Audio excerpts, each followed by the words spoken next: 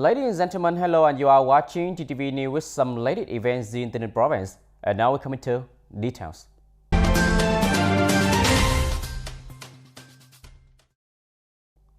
Ladies and gentlemen, in the morning of January 4, the 50th National Assembly officially opened its first extraordinary session. Attending the conference at Yin Hom Hall, which belonged to the National Assembly House, there were General Secretary Nguyễn Phú Trọng, President Nguyễn Xuân Phúc, Prime Minister Phạm Minh Chính, leaders and former leaders of the party and state. The delegation of the National Assembly of TayNinhTV province attended the meeting in the form of online. Following the inaugural sections, the National Assembly moved on to the meeting and changes contents. During the first working section, the Ministry of Plan and Investment, Nguyễn Chí Dũng, as authorized by the Prime Minister, presented the report, and the Chairman of the National Assembly Economic Committee, Vũ Hồng Thanh, presented the verification report draft resolution on fiscal and monetary policies to support the program of socio-economic recovery and development.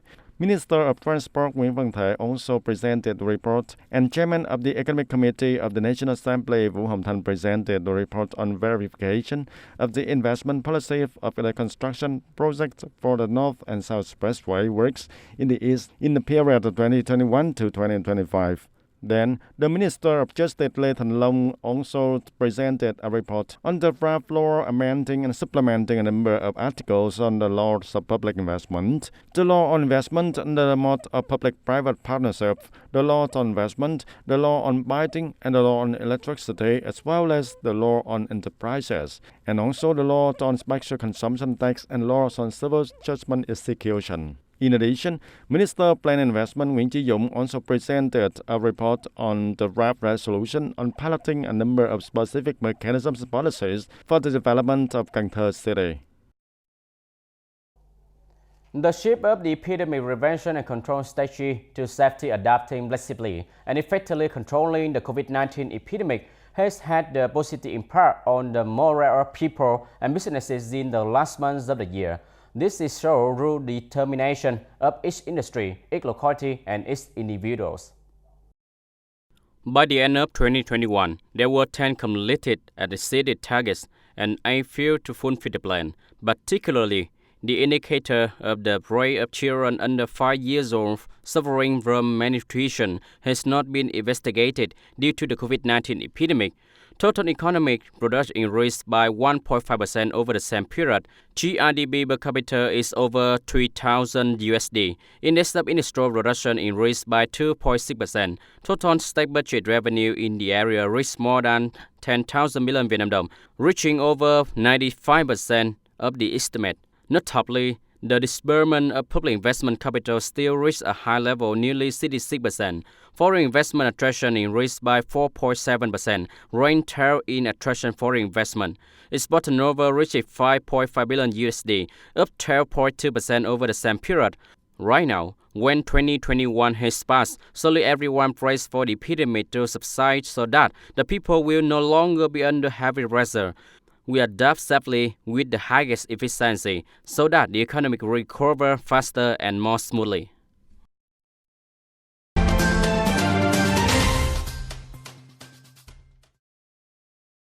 And ladies and gentlemen, TayNinhTV province has the second largest cassava growing area in the country.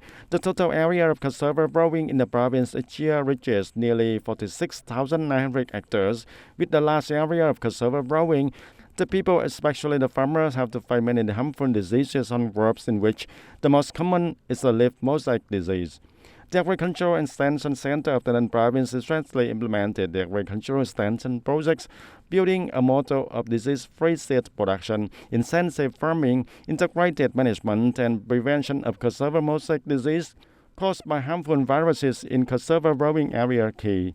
On the 20 hectares in Thanh Đông Commune, Tân Châu district, with the participation of about 6 households. The cassava variety used in KM140 households participating in the model are reduced for half of the cost of costs and half of the cost of supplies and fertilizers. Over the growing period, it was shown that the KA140 variety prevents leaf mosaic disease in the early stages and limiting the effect of the yield and starch content. And thanks to that, the qualities of cassava reach about 35 tons per hectare. However, KM140 authority has not yet completely ensured the absence of the leaf mosaic disease from cassava plants throughout the season, so the agricultural sector of Taynan province is continuing to find the solutions for selecting the cassava varieties and taking scientific and technical measures to take care of them for cassava before the condition of leaf mosaic disease.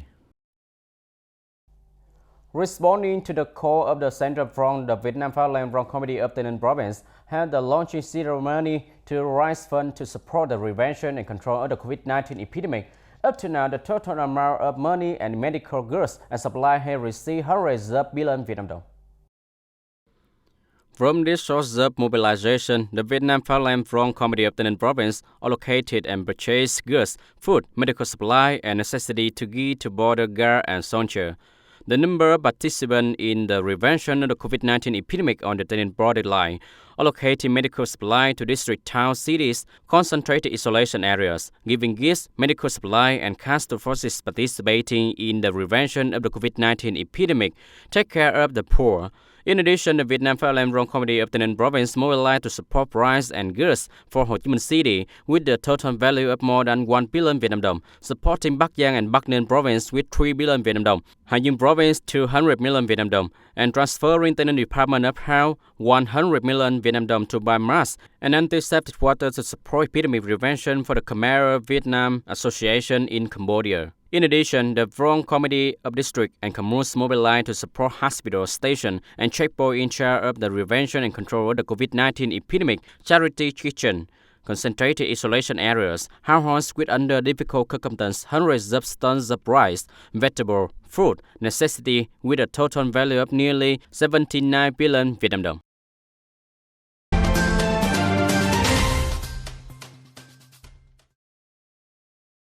Now we come to other news. In the morning of January the 4th of 2022, the survey team led by Mr. Nguyễn Nam Giang, Deputy Director of the Department of Culture, Sports and Tourism of Taynan Province, had a working session with Phước Thành Commune, Go Dầu District. Delegation listened to reports of the local leaders, acknowledged and highly appreciated the propaganda work of Phước Thành Commune when taking advantage of Zalo's and Facebook social networks to propagate activities of cultural institutions in the province. In 2021, the complicated development of COVID-19 pandemic greatly affects the propaganda work among the people, and faced with that situation, the leaders at all levels and authorities of Phước Thành Commune actively exploit social networks to propagate activities of cultural institutions to catch up with trends and quickly inform the people. Thereby, 11,800 people attended Zalo and Facebook groups with 8 hamlets of the commune. However, the propaganda works currently still have some limitation, such as the propaganda contents are not rich and attractive, so they have to create a connection and effect that has not been widely spread among the people.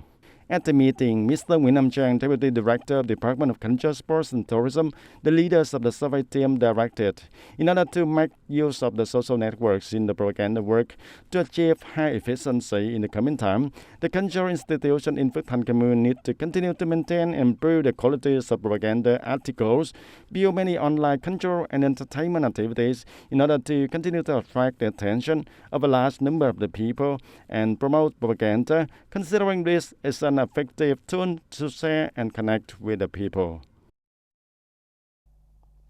Ladies and gentlemen, TayNin Radio and Television Station recently hosted the program Welcome to the New Year 2022.